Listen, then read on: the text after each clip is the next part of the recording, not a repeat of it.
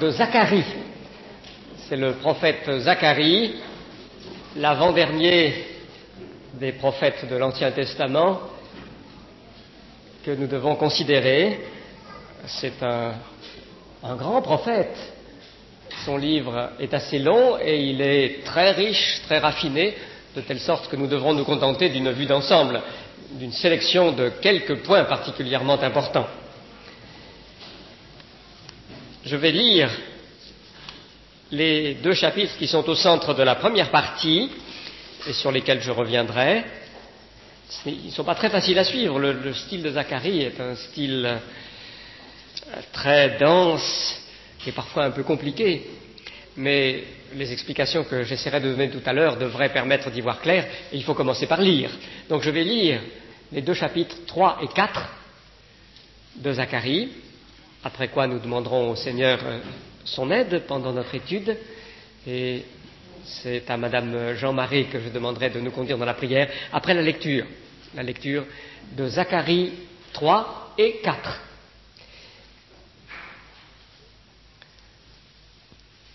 Il me fit voir, il s'agit de Dieu et peut-être de l'ange que Dieu envoie pour aider Zacharie dans l'expérience de la vision, il me fit voir le souverain sacrificateur Josué debout devant l'ange de l'Éternel et Satan debout à sa droite pour l'accuser. L'Éternel dit à Satan: que l'Éternel te réprime, Satan, que l'Éternel te réprime, lui qui a fait porter son choix sur Jérusalem. N'est-ce pas là un tison arraché du feu? Or Josué était couvert de vêtements sales et se tenait debout devant l'ange. Celui-ci, prenant la parole, dit à ceux qui étaient devant lui: ôtez-lui les vêtements sales. Puis il dit: voici, je t'enlève ta faute pour te revêtir d'habits précieux.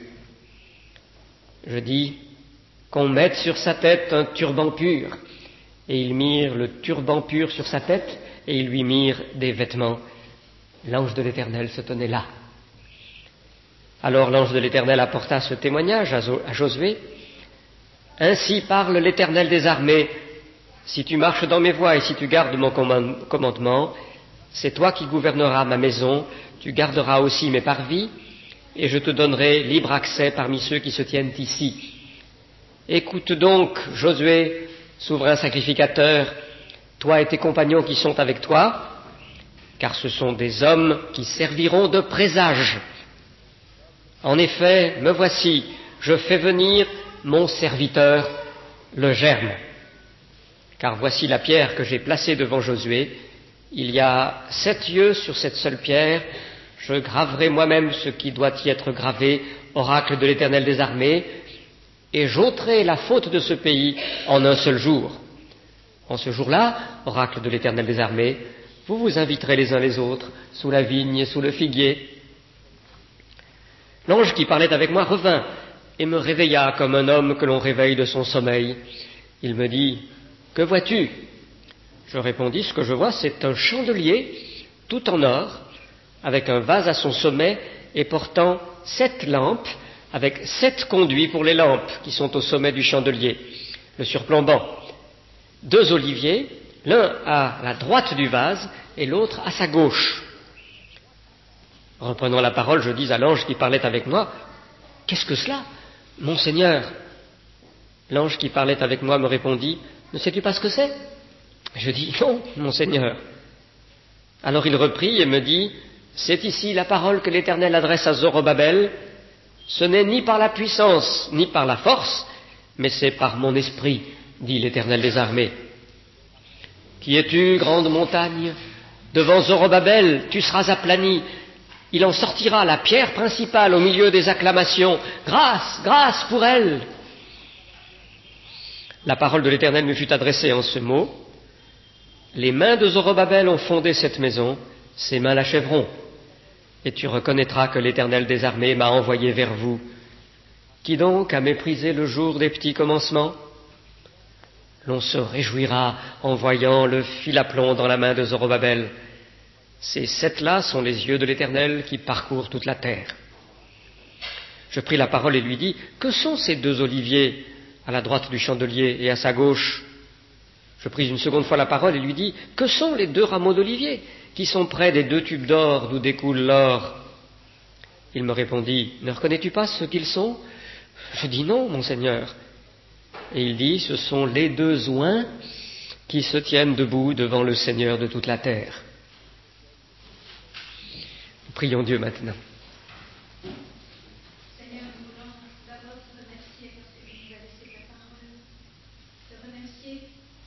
Encore ce matin, tu nous rappelles que tu nous as enlevé notre faute, que tu veux nous mettre des vêtements purs pour que nous soyons vraiment ton peuple. Merci parce que ta parole veut nous enseigner, donne-nous des esprits réceptifs et des cœurs prêts à suivre ce que tu veux nous dire. Nous t'en prions la gloire au nom de Jésus. Amen. Amen. Je vous rappelle la situation.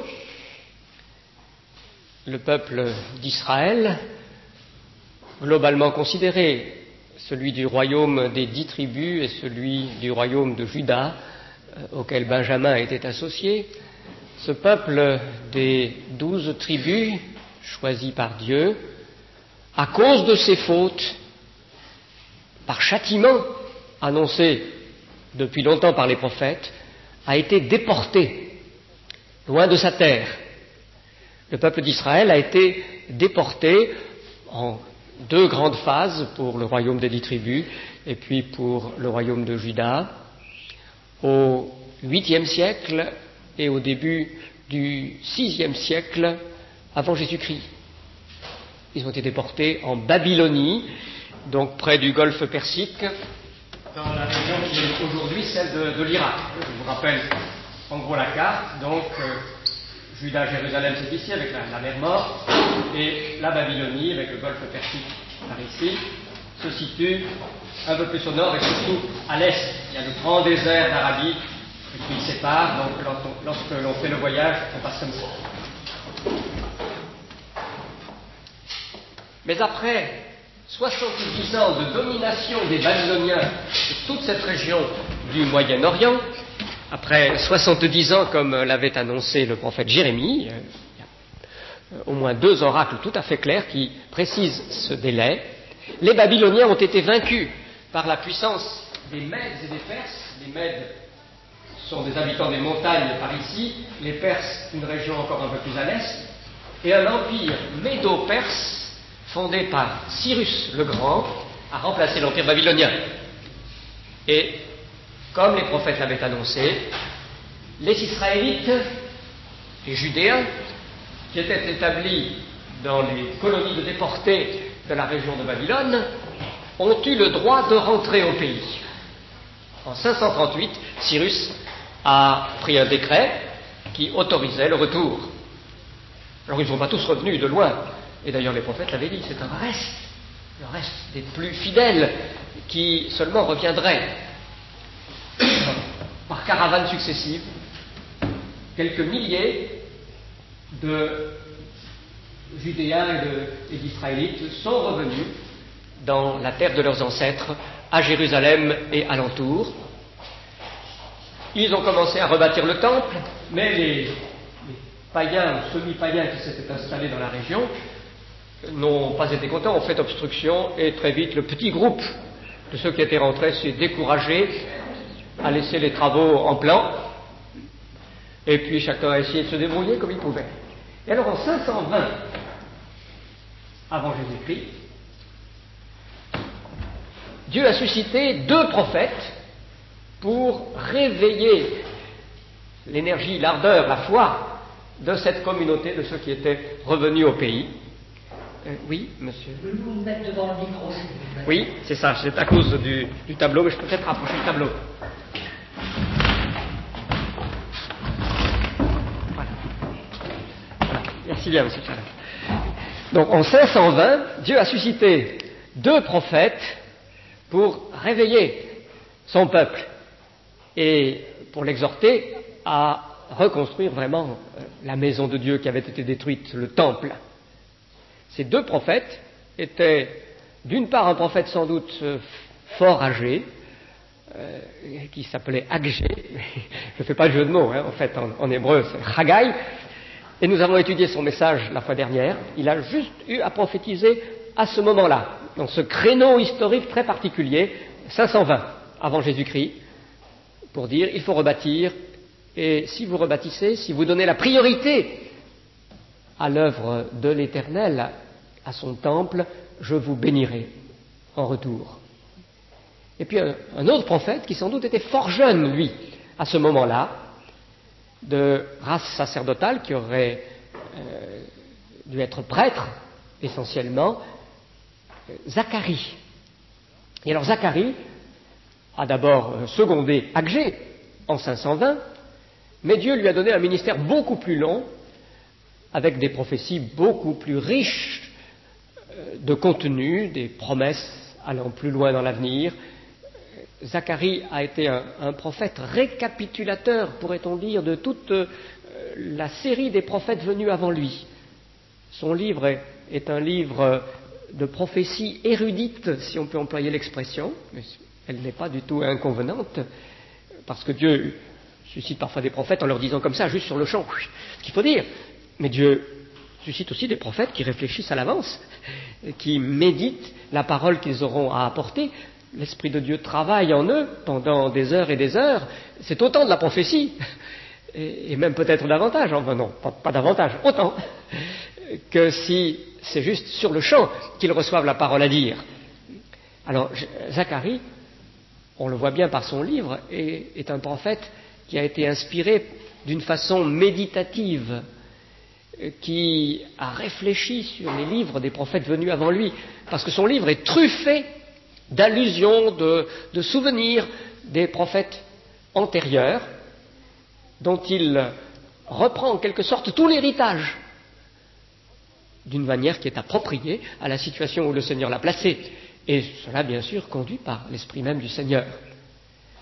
Je crois que c'est Luther qui a dit que Zacharie était la quintessence de tous les prophètes. Vous savez, la quintessence, c'est le suc que l'on extrait après plusieurs opérations. C'est vraiment le plus précieux de tout le message qui se trouve concentré dans le livre de Zacharie. Et Zacharie, non seulement s'est montré un prophète très réfléchi en reprenant tout ce que ses prédécesseurs avaient dit, en le méditant et en lui donnant comme une forme renouvelée, mais il s'est montré aussi un très habile compositeur. Bon, là, je n'emploie pas le mot pour de la musique, bien que ce soit un mot qu'on emploie généralement pour de la musique, mais pour l'écrit qu'a composé Zacharie.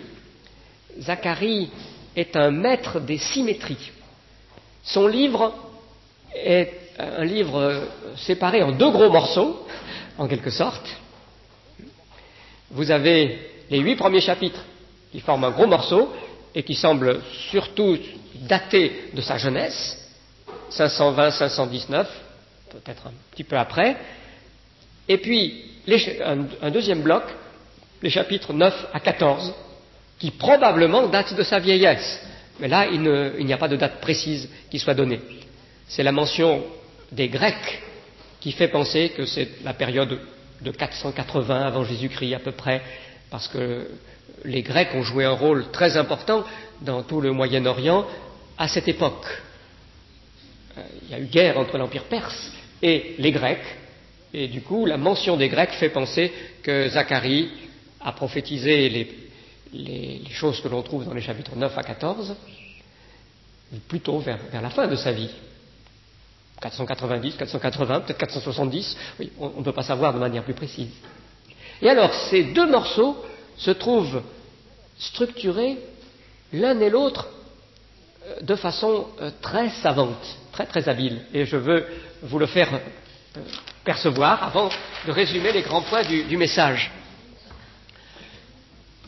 Pour la première partie du livre, bon, il y a d'abord une petite introduction dans les premiers versets, une petite introduction, merci bien, dans les premiers versets du premier chapitre, bon, ça c'est normal, et puis il y a les chapitres 7 et 8 qui forment un tout à part, on vient poser une question au prophète, une consultation, et puis il répond, et il a un discours accompagnateur de sa réponse sur ce que le Seigneur veut faire à Jérusalem. Mais entre ces deux parties, donc l'introduction et puis une sorte d'épilogue au chapitre 7 et 8, ou de morceaux de transition dans le plan général du livre, nous avons une série de visions nocturnes, c'est pendant la nuit qu'il a reçu ces visions, mises par écrit, retravaillées sans doute pour la mise par écrit du prophète. De 1 verset 7 jusqu'à 6 verset 8, nous avons une série de visions. Et il est manifeste qu'elle est construite de façon très symétrique. La première vision, au chapitre 1er, donc, chapitre 1er, verset 8 et suivant, le verset 7 nous donne la date, c'est la vision des chevaux de diverses couleurs et qui représente les éclaireurs du Seigneur l'Éternel qui parcourt toute la terre. Et puis un mystérieux personnage qui semble être l'ange de l'Éternel et l'Éternel lui-même à la fois. Pour nous, il sera assez clair que c'est finalement le Seigneur Jésus, le Fils, avant son incarnation, qui est cet ange de l'Éternel, qui est l'Éternel lui-même. Le mot ange veut dire messager, ça ne veut pas dire forcément une créature. C'est celui qui est envoyé. Alors le Fils est envoyé. Vision des chevaux. Bon. Eh bien, la 8e vision, au chapitre 6, verset 1 et suivant, c'est la vision encore de chevaux, mais de chevaux avec des chars cette fois. Vous voyez la correspondance. Donc vous avez une première vision et une 8e vision qui se correspondent, l'une tout au début, l'autre à la fin de la série. Chapitre 6, à partir du verset 1er jusqu'au verset 8. Puis ensuite, au chapitre 2, vous avez deux visions qui se correspondent. Les 4 cornes et les 4 forgerons. Alors c'est une vision donc qui met en scène des forgerons, première catégorie d'artisans. Vous avez de 1 à 4, les forgerons qui abattent les cornes, symbole de puissance, et il s'agit clairement des puissances qui ont fait du mal au peuple de Dieu, qui ont été les instruments de ses jugements, mais qui ne sont pas quittes pour autant si elles ont agi cruellement. Voyez. Donc vous avez la vision des forgerons, puis vous avez la vision du mesureur. Après le verset 5, 2 verset 5, un homme qui tient dans la main un cordeau à mesurer. Cela représente les dispositions en vue de la reconstruction de Jérusalem. Mais c'est de nouveau un métier, vous voyez. Deux visions qui se correspondent, la punition des nations et la reconstruction de Jérusalem, avec deux artisans qui sont mis en scène. Puis, symétriquement, vous avez deux visions qui se correspondent au chapitre 5. Vous avez au chapitre 5 un rouleau volant, dans les versets 1 et suivants, le rouleau volant, et puis vous avez l'épha, qui est une mesure de quantité, un boisseau. La note dans la Bible à la colombe vous précise que le mot boisseau traduit le terme épha en hébreu. C'est une mesure de quantité volumétrique, pour mesurer par exemple du blé. Vous avez un épha de blé, c'est une assez grosse quantité. Alors, vous avez le rouleau et vous avez l'épha avec une femme dedans. Une femme qui représente la méchanceté. Versets 5 et suivants. 5 et suivants. Deux objets volants, oui, parce que l'épha est volant, oui, je ne sais pas si je l'ai dit, comme le rouleau. Oui. Donc, ces deux visions font la paire, de nouveau. Oui. Et dans les deux cas, il s'agit du mal. Le rouleau représente la malédiction que la loi fait peser sur Israël à cause de toutes ces transgressions, et la femme représente la méchanceté, l'iniquité, là encore, le péché du pays. Et ces deux visions proclament le message de l'enlèvement de l'iniquité. Il faut qu'elle disparaisse du pays. Et la femme méchanceté est emportée dans ce boisseau volant pour aller rejoindre le pays de Shinéar, c'est-à-dire Babylone, en fait. C'est là que se trouve la méchanceté. Elle ne doit pas se trouver à Jérusalem. Voilà le sens. Donc, vous voyez la structure. Deux et deux. Deux visions avec la même signification, tout de suite après celle des chevaux, tout de suite avant celle des chevaux et chars. Et puis alors au milieu, vous avez les deux chapitres que nous avons lus, qui se correspondent aussi. Il est question, dans les deux cas, des chefs du peuple. Josué, ce n'est pas le Josué après Moïse, ne vous faites pas d'illusions, ce n'est pas le Josué du livre de Josué, c'est un autre Josué. Josué, le grand prêtre ou souverain sacrificateur, comme vous voulez traduire, de l'époque, le chef religieux de la communauté qui est réunie à Jérusalem, et puis Zorobabel, qui lui est le chef politique, qui est un prince de la famille de David, de la lignée davidique, et qui a été nommé par les Perses commissaire général, gouverneur de Jérusalem. Donc il représente la royauté sur place. Alors dans ces deux chapitres, vous avez les deux grands leaders. Vous avez le thème de la pierre qui se trouve dans l'un et l'autre. Et la pierre semble avoir référence à la reconstruction du temple, car c'est la grande affaire à ce moment-là. Vous avez aussi d'autres éléments qui les unissent, mais ça nous le verrons un peu plus tard.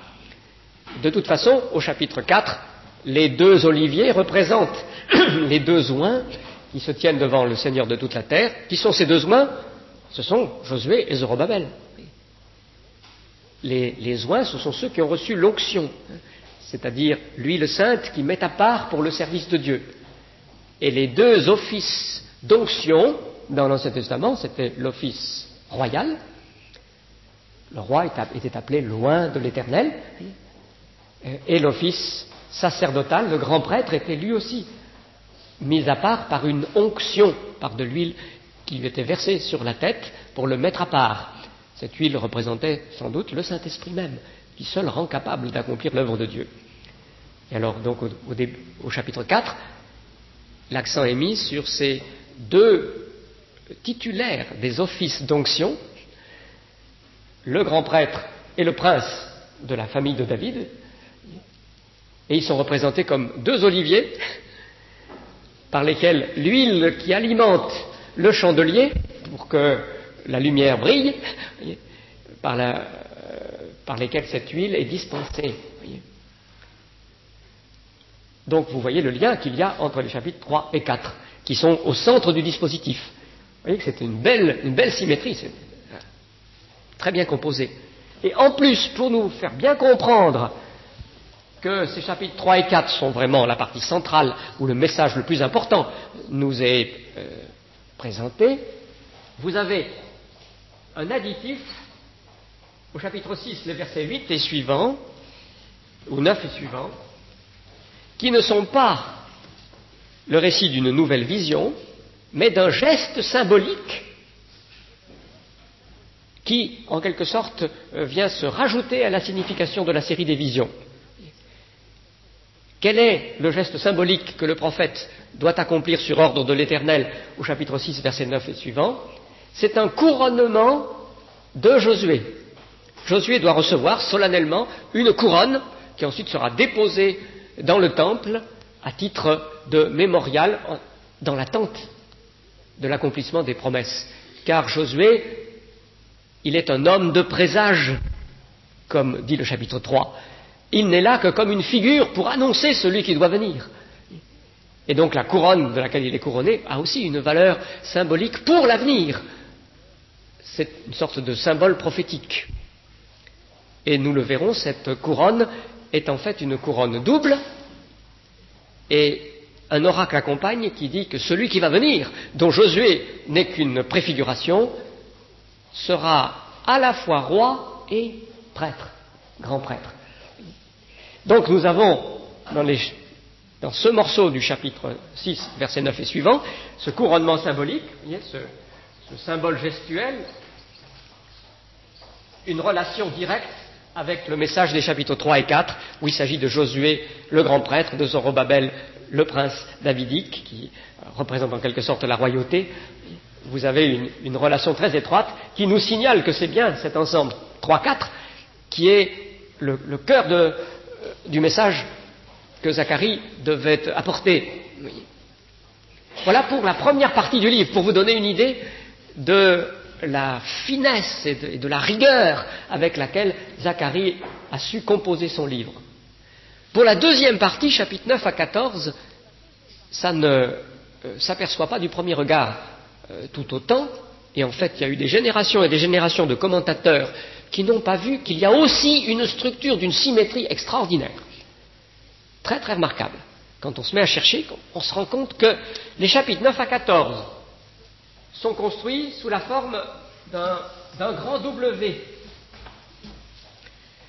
avec des prophéties, des thèmes qui se répondent symétriquement selon la symétrie du W, avec un espèce de croisillon au centre, ce qui est un dispositif vraiment là aussi très raffiné. En fait, c'est un jésuite qui a trouvé ça. Dieu se sert aussi des jésuites, parce que c'est une découverte qui m'a ébloui quand j'ai vu la démonstration, et les commentateurs évangéliques qui ont décrit depuis, c'est un jésuite français, Paul Lamarche, qui a découvert cela, et les commentateurs évangéliques qui ont décrit depuis, en particulier mademoiselle Joyce Baldwin, savante d'Ancien Testament très remarquable en Grande-Bretagne, qui a écrit le commentaire dans la série Tyndale sur ce livre, a repris les thèses de Paul Lamarche. Elle est bien d'accord, c'est bien ça. En général, les commentateurs évangéliques qui ont repris ont suivi Lamarche dans la mise en lumière de ce W. Alors, je crois que ça me prendrait trop de temps de vous donner toutes les références, mais simplement en suivant le texte, je vous donne une idée de la symétrie. Vous avez, au tout début, le thème du châtiment et du salut des nations voisines d'Israël, au début du chapitre 9, 9, 1 à 8. Eh bien, tout à la fin du chapitre 14, vous avez châtiment et salut de toutes les nations, 14, 16 à 21. Ensuite, vous continuez à lire. Le thème B, c'est l'arrivée du roi, humble et monté sur le petit d'une ânesse. Nous allons en reparler. Bon. Eh bien, ce thème qui correspond au B, vous le retrouvez 3 autres fois, mais symétriquement, selon la symétrie. Vous avez B', qui intervient en 11, 4 à 17. Vous avez B seconde. Là c'est le pasteur rejeté, le pasteur méprisé et rejeté, qui casse les 2 houlettes qu'il a en main. Puis B seconde, c'est l'Éternel lui-même en la personne de son représentant transpercé, au chapitre 12, verset 10 jusqu'à 13, 1. Et puis finalement, B tierce, le compagnon du Seigneur qui est frappé.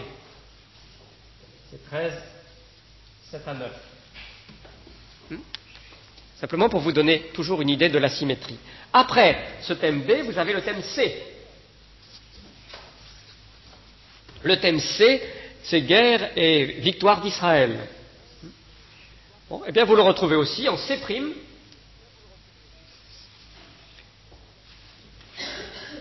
C' 10, verset 3 jusqu'à 11, verset 3. Puis en C seconde, vous voyez, je vous ai dit qu'il y avait ici un croisement dans cette symétrie, un raffinement de plus dans la symétrie. En C seconde, chapitre 12, versets 1 à 9, guerre et victoire d'Israël.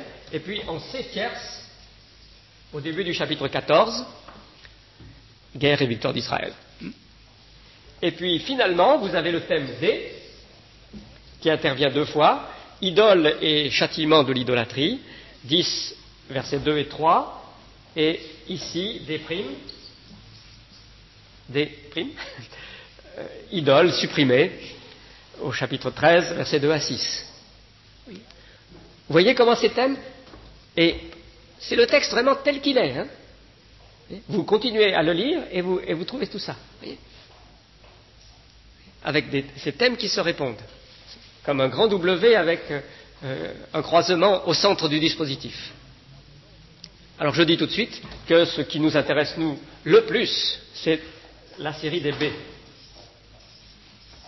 J'y reviendrai, je pense que j'aurai le temps d'y revenir dans quelques instants, parce que c'est là que se trouvent des révélations vraiment remarquables sur la personne de celui qui doit venir. Oui.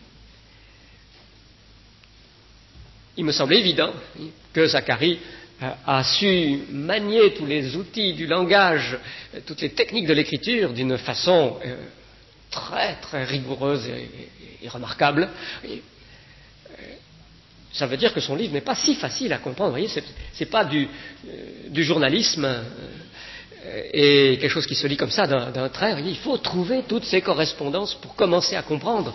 Surtout qu'en plus, comme je vous l'ai dit, il y a des tas d'allusions aux prophéties données antérieurement, et c'est quand on voit ces allusions qu'on comprend ce qu'il a voulu dire, bien souvent. Alors j'essaye de résumer le message sans vous donner tout le détail. Donc je rappelle que nous mettons à part la séance de l'Institut biblique de janvier pour toutes les questions que vous aurez pu noter sur tous les livres prophétiques que nous avons étudiés. En décembre, nous verrons Malachie, mais en janvier, donc nous aurons terminé le cycle des livres prophétiques, et si vous avez des questions, j'essaierai d'y répondre. J'essaierai, hein. Il y aura des questions que je n'arriverai pas à traiter, mais tant pis. Comme j'enseigne un cours sur les prophètes depuis pas mal d'années, j'ai quand même pas mal de réponses aussi. Donc j'espère vous donner une réponse qui pourra vous satisfaire. Alors le message, 3 points principalement. D'abord, la mémoire. Le nom même de Zacharie signifie « l'Éternel se souvient ». Zachar, c'est le verbe se rappeler, se souvenir en hébreu. Zachar, Ya, c'est le nom de l'Éternel. L'Éternel se souvient. Et il me semble qu'on peut dire que Zacharie, si l'on considère son message, est d'abord un prophète de la mémoire. Il dit à ses compatriotes, rappelez-vous tous les prophètes qui sont venus dans les siècles passés, rappelez-vous tout ce qu'ils ont dit et comment leurs prophéties se sont réalisées pour vos pères. Alors n'agissez pas comme vos pères, qui eux ont détourné l'oreille, n'ont pas tenu compte de ces prophètes. C'est le thème que l'on trouve dans la partie introductive, au premier chapitre, c'est tout premier verset. Ne soyez pas comme vos pères, à qui les premiers prophètes proclamaient revenez de vos mauvaises voies, ils n'ont pas écouté, etc. Oui. Zacharie, par la technique même de toutes ces allusions aux prophètes antérieurs, apparaît comme un prophète de la mémoire. Et puis pas seulement de la mémoire humaine à l'égard de la parole de Dieu, mais aussi de la mémoire divine qui n'oublie pas, lui, son peuple. Les rescapés qui étaient revenus, les anciens déportés qui étaient revenus, comme je l'ai expliqué, étaient tentés par le découragement. Ils avaient cru que tout serait facile, qu'il y aurait des multitudes de miracles, et puis le train-train quotidien, c'était pas si brillant. Il y avait beaucoup de difficultés auxquelles faire face, et alors ils étaient tentés de penser que Dieu les avait oubliés. Et le message, en particulier dans les premiers chapitres, c'est que Dieu n'a pas oublié, qu'il n'abandonne pas Jérusalem, qu'il l'a choisi et se tient à son choix. Au chapitre 1er, verset 17, « Ainsi parle l'Éternel des armées, mes villes déborderont encore de biens.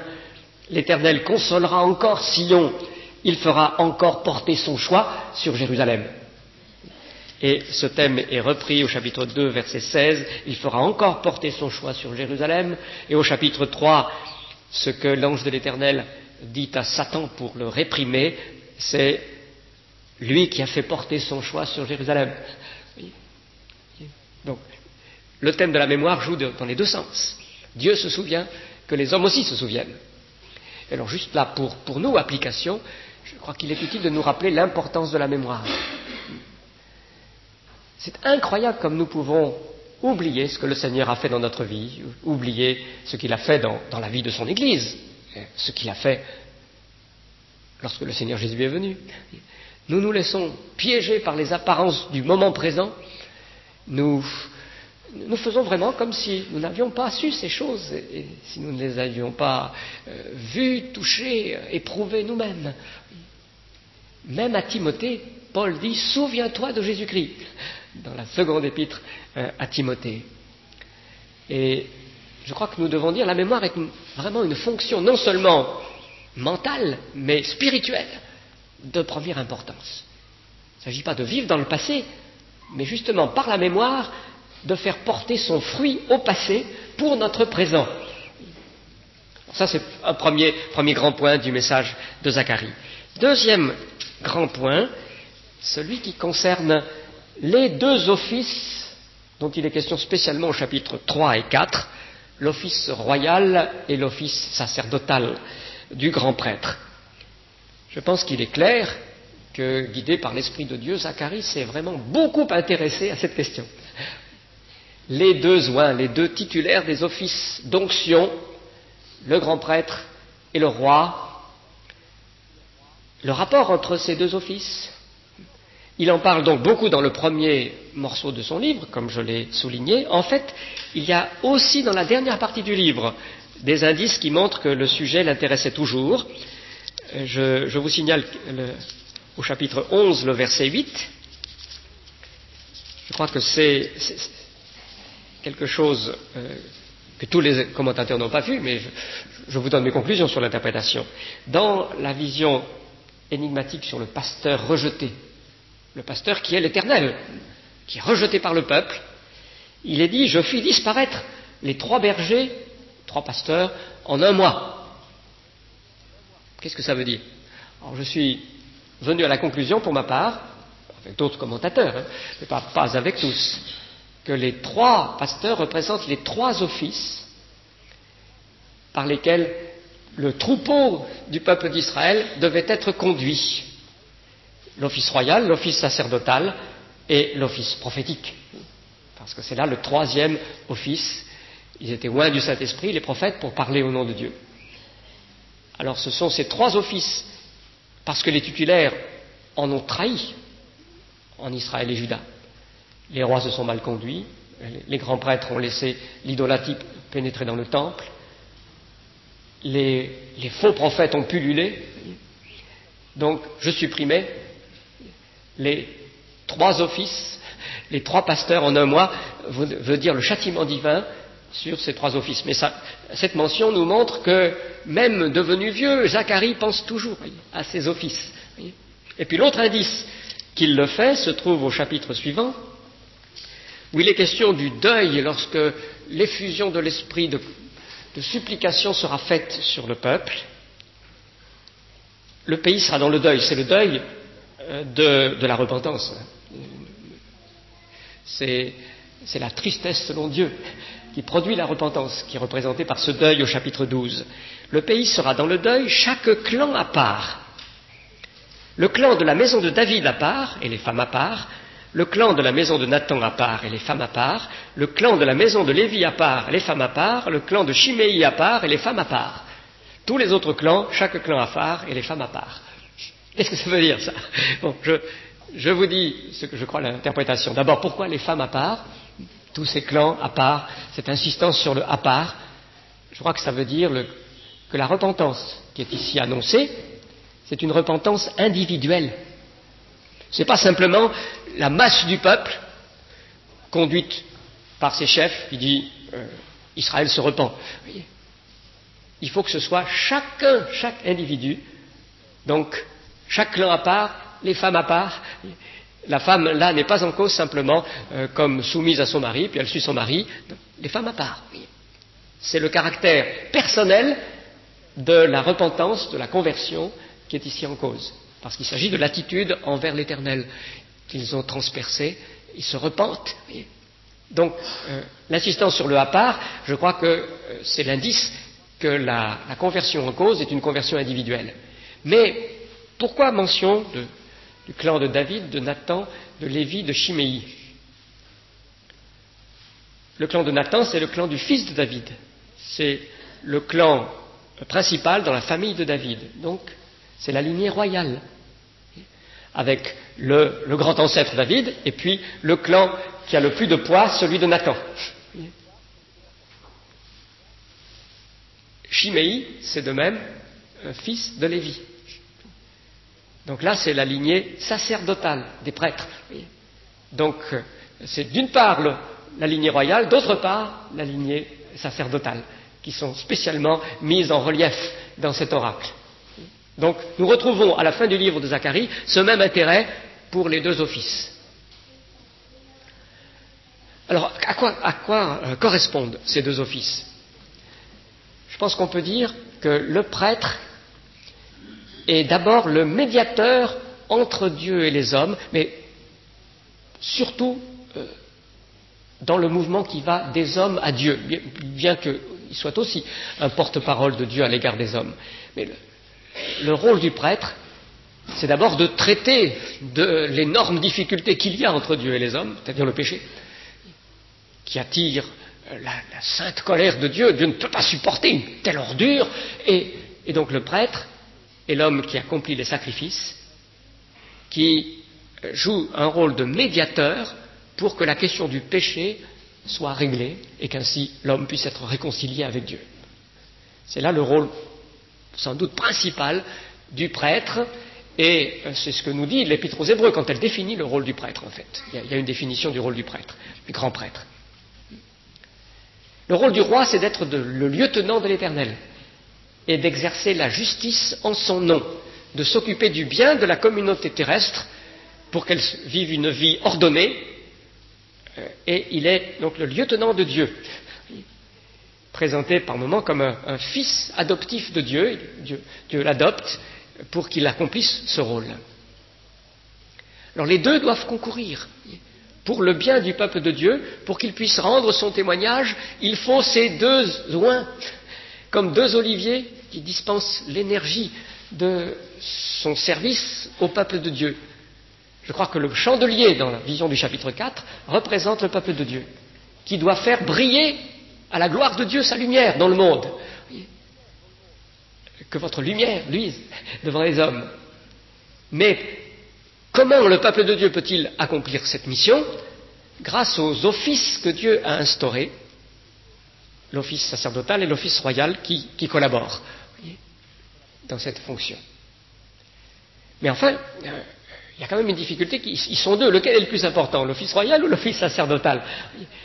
Il y a un risque au moins de division, de divergence, de tension avec ces deux offices. Et le risque était d'autant plus fort dans l'Ancien Testament qu'il était rigoureusement interdit qu'un même homme soit prêtre et roi. Là, c'était la disposition prise par Dieu, clairement. Le roi était pris dans la lignée de Juda. David était de la tribu de Juda, et ceux de Juda ne pouvaient pas être prêtres. Les prêtres étaient pris de la famille de Lévi. Et lorsqu'il y a eu une fois un roi qui a voulu usurper une fonction sacerdotale, savez-vous ce qui lui est arrivé ? Il a été frappé instantanément de lèpre, ce qui le rendait impur, même si ce n'est pas la lèpre au sens moderne du mot, il était impur, c'était un sort terrible. C'était pourtant un roi pieux, un roi qui avait été béni par Dieu. C'était le roi Osias, au milieu du 8e siècle avant Jésus-Christ. Et ce roi Osias, qui avait été un bon roi, et il s'est cru justement parce que c'était un ami de Dieu, parce qu'il avait été béni, qu'il pouvait quand même alors aller offrir, lui, le parfum que seuls les prêtres ont le droit d'offrir. Et à cause de cette présomption, de cette transgression de la ligne de séparation stricte, ce n'est pas une ligne à pointillés, c'était une ligne jaune entièrement, blanche entièrement pleine. À cause de cette transgression, il a été puni aussitôt. Ce qui nous montre à quel point, dans l'Ancien Testament, la division était importante. Mais on se dit, c'est quand même pas une situation tout à fait heureuse qu'à la tête du peuple, il y ait au fond deux officiers du Seigneur différents. Et un psaume, déjà de l'époque de David, laisse attendre que quand viendra celui qui doit venir, cette séparation cessera. C'est le psaume 110. Le Seigneur a dit à mon Seigneur, assieds-toi à ma droite. Tu es grand prêtre pour toujours, selon l'ordre de Melchisédek. Il y avait quand même un roi prêtre agréé de Dieu dans l'histoire de l'Ancien Testament. C'était avant la loi, c'était avant qu'Israël soit constitué, c'était au temps d'Abraham. Alors, la séparation n'avait pas encore été instituée. Et le psaume 110 nous dit que, comme à l'époque de Melchisédek, où il y a eu un seul homme qui était à la fois roi et grand prêtre agréé de Dieu, le fils de David, que David appelle aussi son Seigneur, serait grand prêtre en même temps que roi. Et c'est le relais de cette promesse qu'on trouve ici dans le livre de Zacharie. Au chapitre 3, il est question de Josué, du grand prêtre, et Dieu lui dit qu'il est un homme de présage, donc une préfiguration, et lui dit, je vais faire venir mon serviteur, le germe. Mais le germe, c'est un titre pour le fils de David attendu, d'après le livre de Jérémie. Jérémie utilise, si je me rappelle bien, à 2 reprises, ce titre-là, c'est devenu stéréotypé, pour le Messie attendu, fils de David, le roi, le germe. Alors c'est vraiment étrange. Cela est dit au grand prêtre, tu es une préfiguration pour le serviteur, le germe, pour le roi à venir. Et puis au chapitre 6 alors, c'est de nouveau Josué qui est couronné de cette double couronne, parce que c'est un pluriel dans l'hébreu. Ce n'est pas... si, c'est bien rendu dans la colombe. Tu en feras des couronnes. Je pense qu'on peut comprendre que c'est une double couronne. C'est Josué qui reçoit cette couronne, mais double. Et ainsi parle l'Éternel des armées, voici un homme dont le nom est Germe. C'est lui qui bâtira le temple de l'Éternel, il portera les insignes de la majesté, il siégera et dominera sur son trône. Donc c'est un roi, c'est le roi à venir, vous voyez, c'est le germe, c'est clair. Et puis en même temps il est dit, alors littéralement, là la colombe n'a pas traduit littéralement, et il sera prêtre sur son trône. La colombe, malheureusement, a été gênée là, et a mis, il y aura un sacrificateur sur son trône. Mais c'est le verbe être, et sera prêtre sur son trône. Il y a un seul trône, là. Ils ne vont pas se mettre à deux personnes différentes sur un même trône. Voyez. Lui qui régnera avec les insignes de la majesté royale, parce qu'il est le germe annoncé, il sera aussi prêtre sur son trône. Et c'est l'Épître aux Hébreux qui nous montre comment cela s'est parfaitement accompli en Jésus. Jésus est le roi et le grand prêtre, lui qui a parfaitement réglé toute la question du péché qui nous séparait de Dieu par le sacrifice, mais qui est aussi le Seigneur qui règne sur son peuple, qui exerce la justice, qui triomphe du mal qui s'y commet, qui permet au peuple de Dieu d'être comme un tout prospère, qui s'épanouit et qui grandit. Il est le roi et le prêtre. Pourquoi cette division dans l'Ancien Testament entre royauté et sacerdoce, et pourquoi leur union en Jésus-Christ? Je crois que la raison est la suivante. C'est là-dessus que j'avais travaillé pour mon mémoire à la fin de la première série d'études. Je crois que la raison est la suivante. Si on se met sur la terre, il est très dangereux qu'un même homme soit roi et prêtre. Comme prêtre, il règle la relation à Dieu directement, en quelque sorte. Il est le médiateur entre Dieu et les hommes.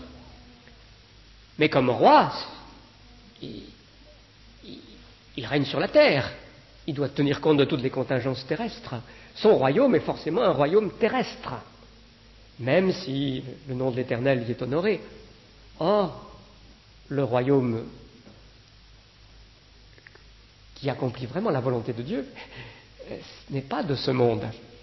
Mon royaume n'est pas de ce monde. dit Jésus à Pilate. Donc tant que le royaume était un royaume établi au plan terrestre, un royaume charnel, comme était le royaume de David, alors il ne pouvait pas y avoir union avec le sacerdoce, parce que ça risquait de créer vraiment une confusion dramatique entre les réalités terrestres et les réalités célestes. Mais Jésus peut être à la fois roi et prêtre parce que son royaume n'est pas de ce monde, parce que c'est le royaume spirituel. Et à ce moment-là, non seulement il peut l'être, mais il doit l'être. C'est la réalité spirituelle dans son unité. Le triomphe sur le mal, il a les deux aspects de l'expiation parfaite et de la victoire remportée sur le mal.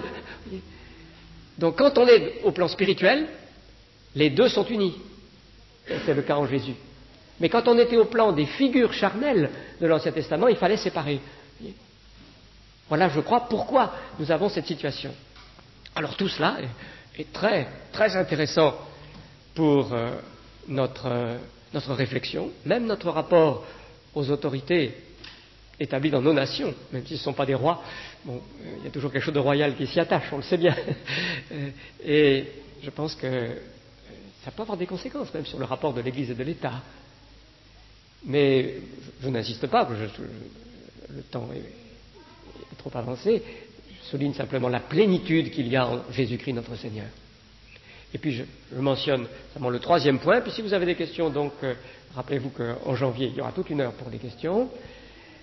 Le troisième point, c'est que si le grand prêtre à venir peut être aussi roi et le roi grand prêtre, d'après chapitres 3 et 4, c'est parce que le sacrifice véritable qui enlève le péché sera offert, et sera offert par lui. La prophétie au chapitre 3 dit « Mon serviteur, le germe, mon serviteur ». Ça ne vous rappelle rien? Mais c'est une allusion, je dirais, évidente aux prophéties du serviteur dans le livre d'Ésaïe. Nous les avons étudiées, je crois, l'an dernier, brièvement, dans ce survol. Ésaïe 53, c'est le serviteur de l'Éternel qui prend le péché sur lui, qui est frappé à mort pour nous, pour que la question du péché soit réglée. Et Zacharie 3 est construit en quelque sorte sur Ésaïe 53. Je fais venir mon serviteur le germe, et ainsi j'ôterai la faute de ce pays en un seul jour. Il va y avoir un sacrifice, ce pays, mais on peut même traduire la terre, pas seulement ce pays particulier, mais toute la terre. Il va y avoir un sacrifice, celui du serviteur, par lequel la faute de toute l'histoire, de tous les humains, dans tous les temps et dans tous les lieux, sera enlevée, expiée. Voilà ce que nous dit ce passage. Et si Josué peut être magnifiquement délivré de son péché, purifié dans la première partie du chapitre, c'est à cause de ce sacrifice à venir, par une sorte d'anticipation de son effet.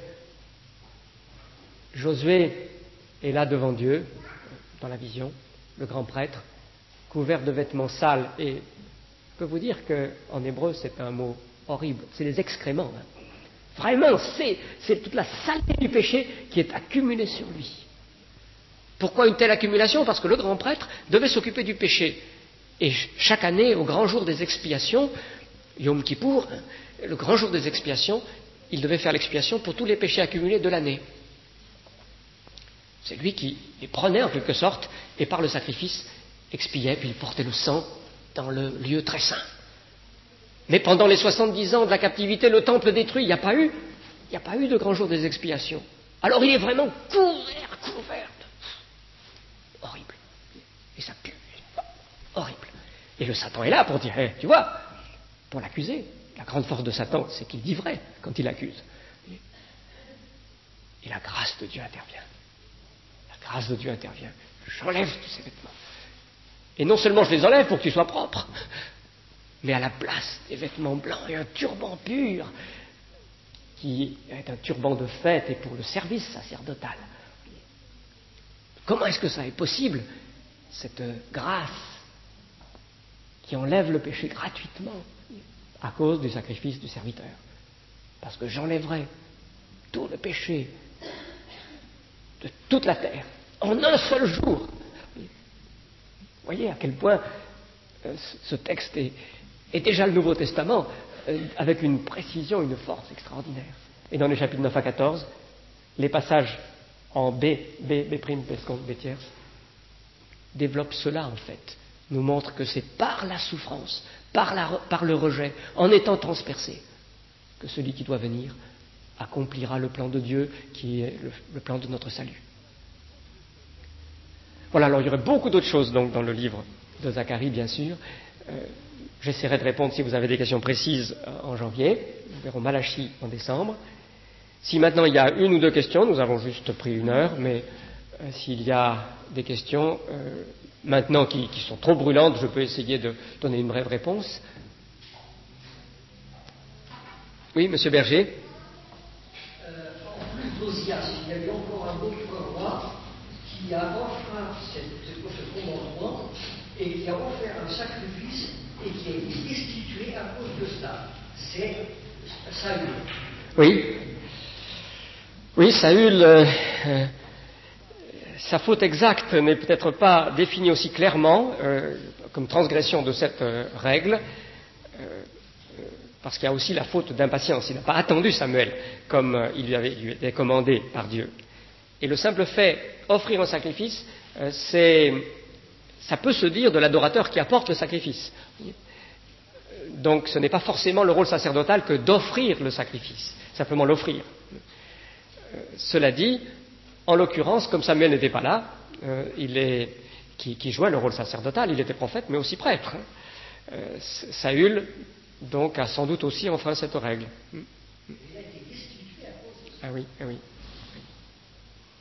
Monsieur Chavan. Je ne comprends pas pourquoi Melchisedec a eu, lui, l'autorisation, si ce n'est pour être l'image de Christ, d'être et roi et prêtre. Alors, c'est effectivement une question qui est assez délicate. Je pense qu'on peut dire, c'est ça ce que j'ai essayé de formuler tout à l'heure, que c'est parce que la loi n'avait pas encore été donnée, que l'organisation des offices pour le peuple de Dieu n'avait pas encore été mise en place. Donc il bénéficiait du flou d'une période antécédente. On peut répondre comme ça. Je crois qu'en fait on peut répondre en réfléchissant plus avant et en disant que c'est parce que son sacerdoce était un sacerdoce spirituel et non pas charnel, qu'il a pu lui unir une royauté charnelle et un sacerdoce spirituel. Alors que le sacerdoce de Lévi était un sacerdoce charnel, donc il n'était pas possible qu'il soit avec la royauté charnelle. Le sacerdoce de Jésus, comme sa royauté, sont spirituels. Dans le cas de Melchisédek, c'était sacerdoce spirituel et royauté charnelle. C'est très schématiquement, en gros, ce que j'ai essayé d'expliquer. Bon, j'ai dit dans mes jeunes années, j'ai travaillé là-dessus. Ce qu'on appellerait aujourd'hui mémoire de maîtrise, c'était aux États-Unis, je l'ai consacré à ce point précis. Alors ça n'a jamais été publié, je l'ai en anglais, j'avais dû écrire en anglais, et je continue de croire que c'est une bonne solution du problème que vous avez posé. Oui, madame.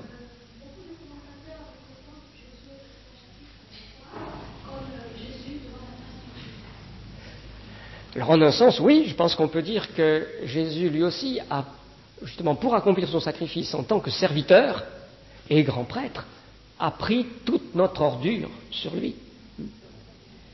Mais lui n'en a pas été délivré simplement, justement, par une grâce qu'il enlève, il l'a expié en donnant sa vie. Ce passage a ému bien des hommes de Dieu dans le passé. Et je peux signaler à ce sujet deux souvenirs historiques, puisque nous parlons du rôle de la mémoire. John Wesley a été très impressionné par ces versets, et tout spécialement par la phrase « N'est-ce pas là un tison arraché du feu ?» Il s'est identifié en quelque sorte à Josué parce qu'enfant, il avait échappé de justesse à un incendie.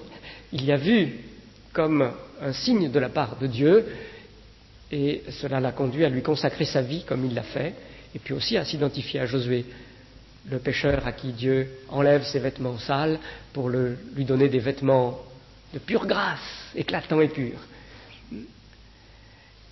Et puis, ça on le sait beaucoup moins, mais Rubens Sayens, donc le fondateur de notre Église, après sa conversion, il était déjà au service de Dieu. Il avait commencé très jeune, il était tombé dans un péché sérieux, et il y a eu comme une sorte de deuxième conversion, un retour à Dieu pour lui, et semble-t-il à la lecture de Zacharie 3, parce que sa femme a marqué en marge de la Bible conversion de Rubens. C'était une sorte de deuxième conversion, mais il avait été saisi là aussi par la force de ce passage. Donc ça, c'est plus directement la préhistoire ou la première histoire de notre Église. Voilà, je crois que maintenant c'est l'heure, donc